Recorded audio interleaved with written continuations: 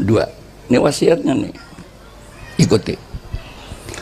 Kalau nggak cocok sama Nabi, kalau kau berani tempeleng, begitu kata Gus Dur. Kalau tidak berani, tinggalkan, jangan dihormati. Itu saya pegang. Ada yang mengatakan tidak ada Wali Songo, dan kita pribumi dianggap kacung-kacung oleh mereka. Ayah saya pejuang Hizbullah, karena ayah saya ada santri pertama Mbah Hashim Asy'ari. Pesantren ditinggal, anak ditinggal demi kemerdekaan. Kita yang jadi tuan rumah di negara sendiri, nah kita dianggap jongos. Ormas manapun yang anti NKRI, NU yang dihajar. Ini biar paham. PKI berontak NU, DI berontak NU, sampai EPI NU juga. Sampai EPI bilang Gus Dur buta mata buta hati. Bayangkan, itu cucu Nabi katanya, itu cucu Nabi itu. Apa pernah engkong lu ngajarin begitu?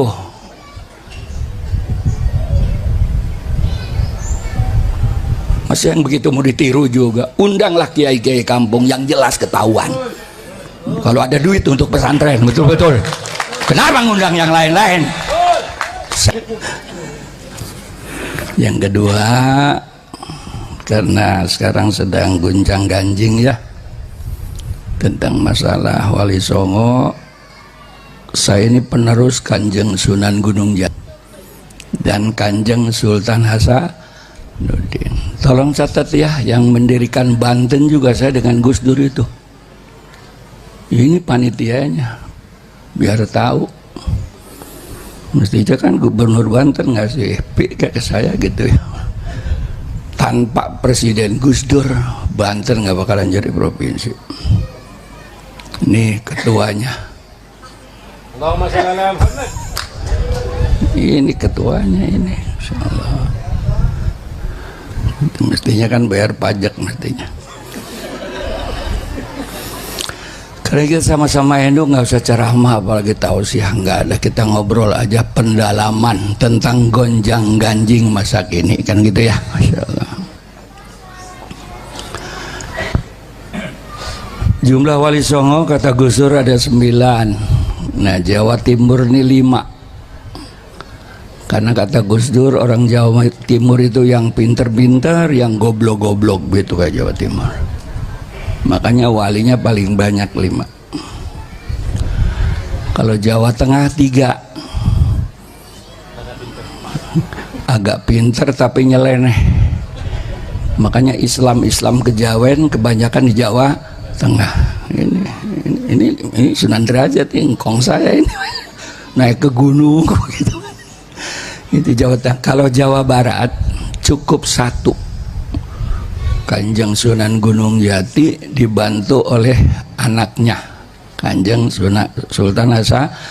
Karena orang Jawa Barat, orang Jakarta, orang Banten segeblek-geblegnya pernah dengar adzan begitu, Masya Allah. Kalau Jawa Timur betul-betul saya kan banyak kontrakan ngaku Islam nggak pernah dengar adzan. Setelah Jakarta baru dengar adzan. Jadi kalau Jawa Barat cukup 1 dengan anaknya. Nah, ini biar tahu ya. Dah segini aja ya. Nah, saya ini cucunya Kang Said, juga cucunya. Cuman saya nggak boleh ngomong dulu, biar yang muda-muda yang berantem gitu. Yang muda kalah baru kakeknya begitu, Mas. Ngapain gua ngedidik capek-capek, kita turun-turun juga begitu. Satu orang aja nggak bisa jawab.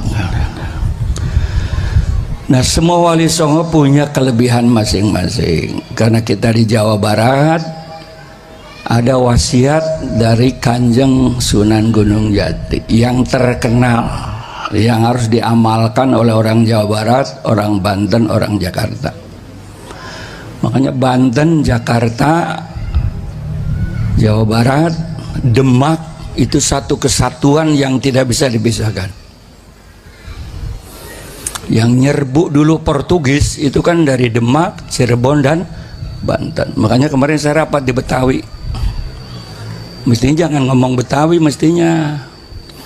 Kan waktu nyerbu Portugis dari Banten kan ngomongnya Sunda. Nah sampai di Tanjung Priok bau tai begitu. Ini orang-orang Banten nih terkenalnya Betawi padahal aslinya bau tai begitu, masya Allah. Makanya orang bukan emang benar. Ini kan Sunan Gunung Jati biar ngerti. Ini sejarahnya begitu. Betawi Betawi. Yang bagus apa? Kalau menurut Sunan Gunung Jati bukan Betawi, bukan Jayakarta. Jayakarta. Kalau kakeknya Sunan Gunung Jati yaitu Siliwangi, namanya Sunda Kelapa. Kalau Belanda namanya, kalau Jepang namanya Jaya apa itu namanya? Batavia. Begitu. Tapi kalau Sunan Gunung Jati kemudian Fathahillah, Pangeran Jayakarta ngasih namanya adalah Jayakarta. Lihat aja di benderanya. Lihat di bendera Jakarta, Jayakarta. Makanya nggak ada orang Jakarta jadi gubernur, orang Botai, masya Allah. Mana orang Jakarta jadi gubernur? Nggak ada. Nah, Muhammad Yunus Tamrin siapa? Nah, orang Makassar. Nggak ada. Kecuali Pitung. Tuh, makanya saya ini dikawinkan dari Banten. Kenapa bahasa dikawinkan dari Banten? Sebab orang Jakarta tuh ilmu benernya dari Banten, ilmu brengseknya dari Banten. Makanya saya 74 masuk Jakarta, yang dukung saya jagoan. Makanya terkenal namanya Kiai Jagoan. Itu masya Allah dulu itu terkenalnya. Gitu. Pitung tuh engkong saya dari mertua. Jadi saya punya mertua cucunya Pitung. Makanya takut banget sama istri, takut banget. Kata kiai di panggung boleh lo jagoan, tapi di rumah pret. Maka saya banyakin anaknya metang bunting lagi bodoh amat kata saya masalah.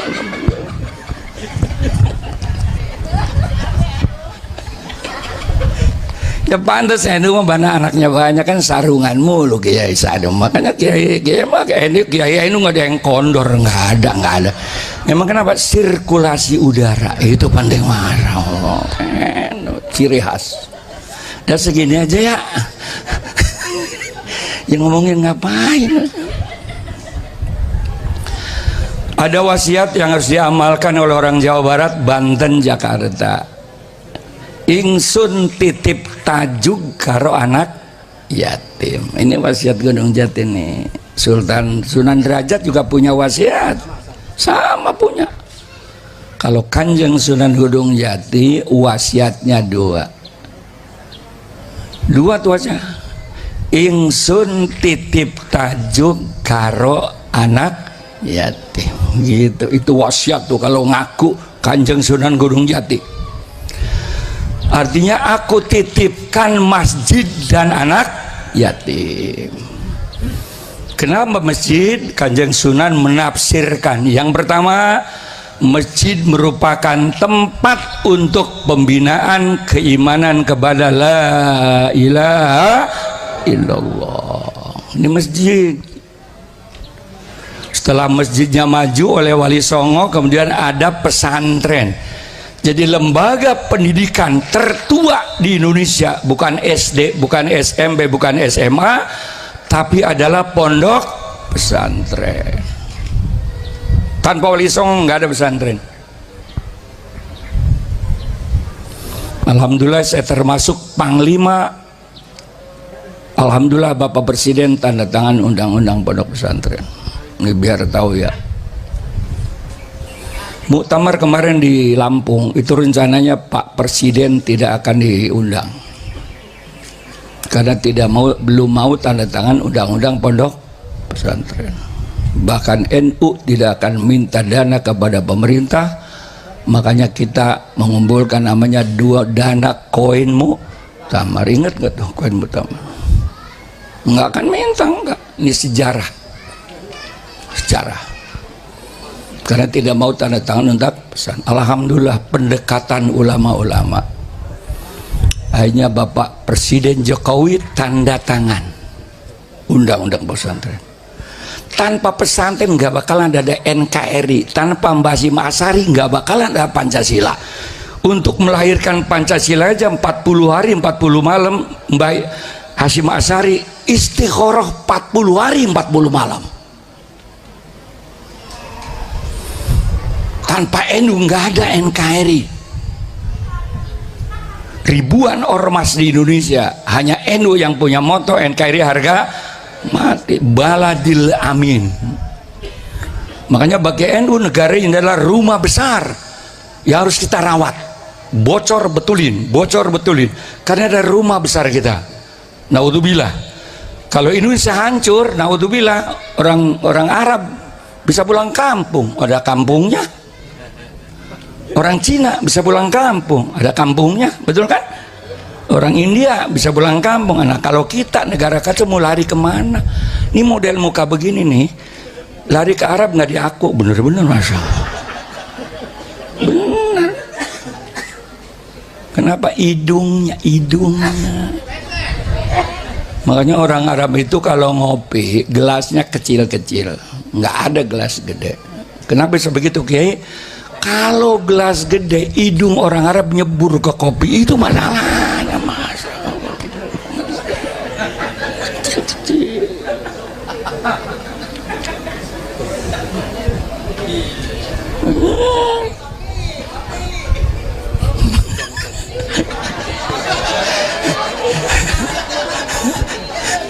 Ini kalau sama-sama Wali Songo ngerti gitu.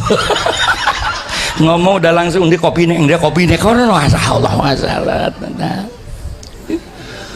Jadi tanpa NU nggak ada Indonesia ini. Makanya NU ini adalah organisasi keramat bagi bangsa Indonesia. Siapapun yang melawan NU pasti hancur. Awas nih. Kenapa? Karena pelanjut perjuangan Wali Songo. Ini penting. Nggak usah orang, tinggal 2 menit lagi. Hanya NU melanjutkan perjuangan Wali Songo.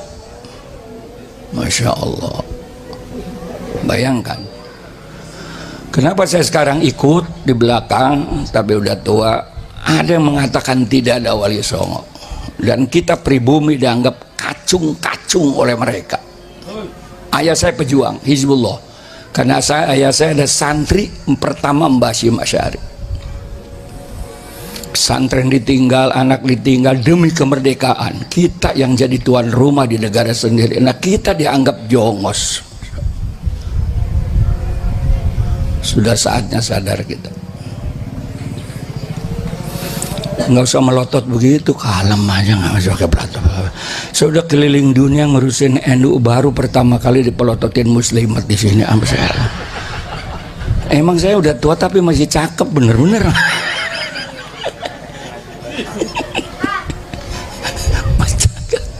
Ini gara-gara ngurusin NU.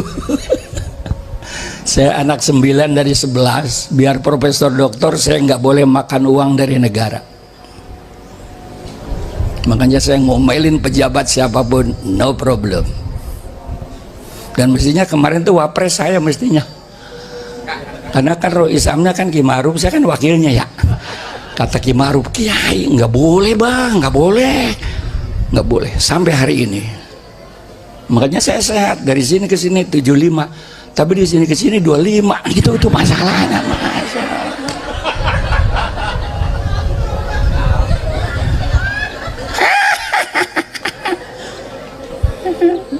Saya kalau mau jadi menteri mah dari dulu, apalagi zaman Gus Dur suruh milih.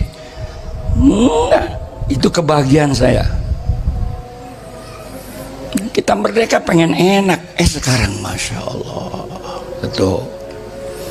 Begitu Pak Presiden tanda tangan pidato, Masya Allah. Tahun 2030 saya berharap yang mimpin Indonesia adalah alumni pondok pesantren. Lihat ada di YouTube sampai sekarang. Dan tentara polisi wajib menerima alumni pondok pesantren yang hafal Quran. Kenapa? Karena moralitas akhlak. Ada di YouTube, masih ada itu. Ternyata setelah diskusi dengan kita, pernah ada masukan dari luar negeri. Pernah ada masukan. Sampai Amerika tanya kepada Belanda, Belanda ente kan lama di Indonesia, musuh terberat siapa sih? NU. Katanya begitu. Allah. Jadi kalau pengen menghancurkan Indonesia, hancurkan NU. Karena pelanjut perjuangan Wali Songo. Betul Pak? Betul. Ciri-cirinya apa? Kumuh, begitu, budugan, begitu, Masya Allah. Dari mulai Presiden Soekarno, Soeharto, kapan NU diurus pendidikannya? Saya mau pesantren 66, dan syarat jadi santri harus budug. Kalau belum budug nggak sah jadi pesantren. Dulu. Makanya saya di Banten dikawinkan oleh engkong saya. Kamu harus kawin, berangkat di Jakarta. Nah, orang Jakarta cakep enggak, jelek enggak. Begitu malam pertama, ya Allah, neng budugan, neng, Masya Allah. Kata bini saya, lah abang juga budugan. Jadi saya ini grup budug karena NU. Saking tidak pernah pemerintah memikirkan NU. Ormas manapun yang anti NKRI, NU yang dihajar. Ini biar paham. PKI berontak NU, DI berontak NU, sampai EPI NU juga. Sampai EPI bilang Gus Dur buta mata buta hati. Bayangkan, itu cucu Nabi, katanya itu cucu Nabi itu. Apa pernah engkong lo ngajarin begitu?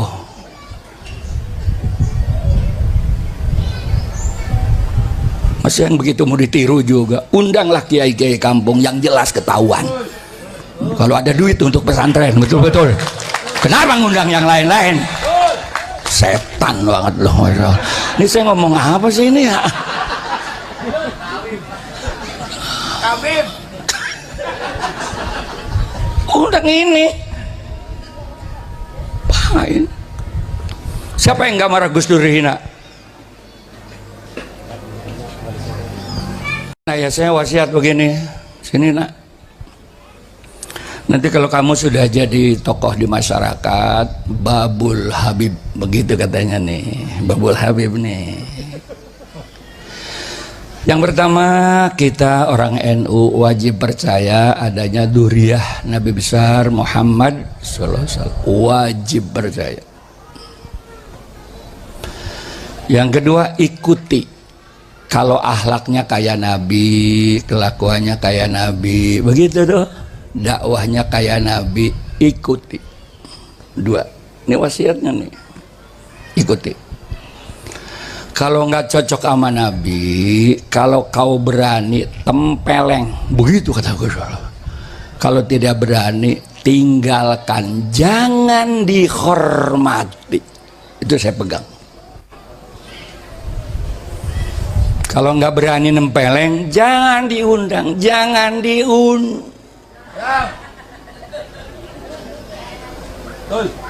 Udah itu patokan kita, betul Pak? Betul. Nah kalau yang benar mah jangankan Nabi, durian Nabi, monyet kalau ngomong judi online hukumnya haram, ikutin itu walaupun monyet. Atau rakyat jangan judi online, kata kambing nih. Kenapa? Karena sudah diwakili oleh DPR MPR, begitu. Allah. Jadi perwakilan DPR MPR adalah perwakilan judi online.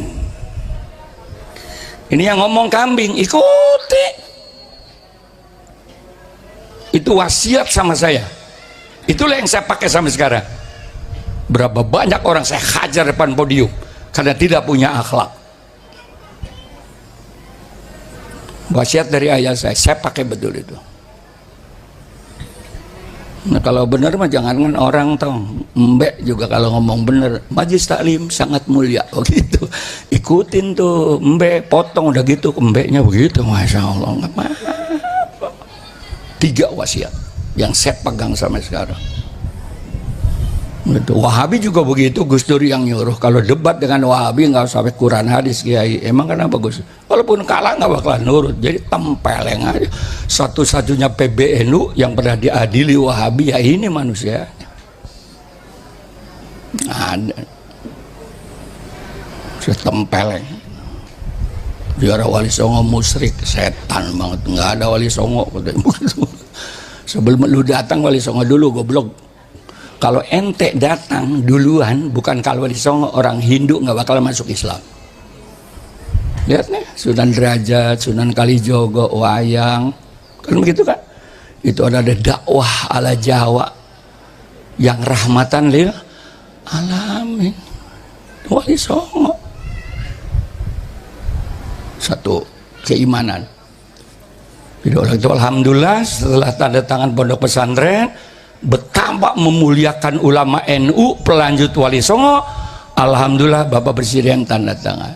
Kenapa? Ternyata ada pemasukan dari UNESCO Amerika bahwa lembaga pendidikan di dunia yang melahirkan anak didik berkarakter, mampu mengatasi tantangan dunia dan akhirat bahagia adalah sistem pesantren di Indonesia. Hati-hati. Karena mereka ada 4, learning to be, learning to head, learning together, learning to do. Kata mereka, yang pertama, pondok pesantren itu belajar agama langsung praktek. Maaf, anak kita di rumah nggak mondok, kapan sholat berjamaah 5 waktu? Ayo jawab. Begitu mondok. Anak kita di rumah kapan malam Jumat baca Yasin? Begitu mondok. Anak ini muslimat mana sih yang ngobrol mulu, semenit lagi. Amin, amin. Anak kita di rumah kapan sholat tahajud, kapan sholat duha? Begitu mondok. Mari berpikir. Anak kita di rumah kapan ngapal Quran? Begitu mondok. Nggak ada yang kayak pesantren. Yang kedua ada sekolah. Quran pinter, bahasa Arab pinter, tafsir pinter, hadis pinter, bahasa Inggris pinter, matematik pinter, fisika pinter, biologi pinter. Apa yang tidak di pesantren ini? Maaf, saya punya anak laki-laki 5, 4 luar negeri semua, profesor semua. Dari Mesir, saya dari Mesir tafsir aja, nggak ada yang lain-lain. Dari Madinah hadis aja. Di Malaysia ekonomi syariah aja, begitu. Tapi di Indonesia yang namanya pesantren, bahasa Arab oke, bahasa Inggris oke, matematik oke, fisika oke, kemudian silat oke, karate oke, pagar nusa oke, sampai ilmu pelet ada di pesantren, ilmu pelet. Ya, apa? Iya, ilmu pelet. Saya juga dikasih kitab Yudin, begitu jadi istri galak banget, gampang itu, kecil. Emang apa gue kasih undur begitu. Ngaku aja, jangan suka nggak ngaku, supaya bini lu marah mundur, bini lu mundur gitu. Saya kasih undur bukan mundur galak. Kata kita berapa dikasih? 11, 9 goblok begitu katanya. Jadi kebanyakan dikasihnya. Jadi bagaimana ini? Ya udah nggak bisa, udah ketelan, nggak bisa cabut katanya begitu. Masya Allah. Undur.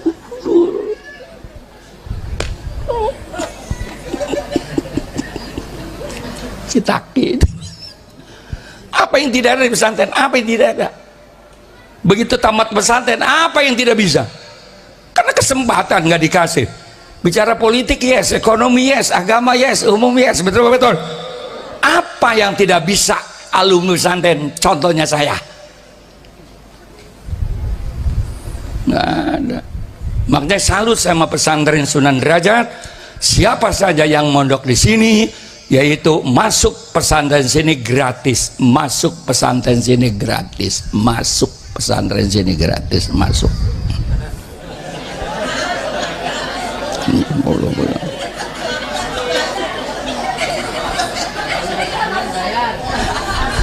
Terima bayar gue tabok nih, Masya Allah. Lah kencing juga bayar. Saya dari Semarang pagi-pagi, karena ini yang ngundang sudah derajat, langsung saya berangkat pagi-pagi kencing, kasih 5.000. Pak, masih pagi nggak ada kembalinya, kencing aja lagi. Begitu brengsek banget. Nah,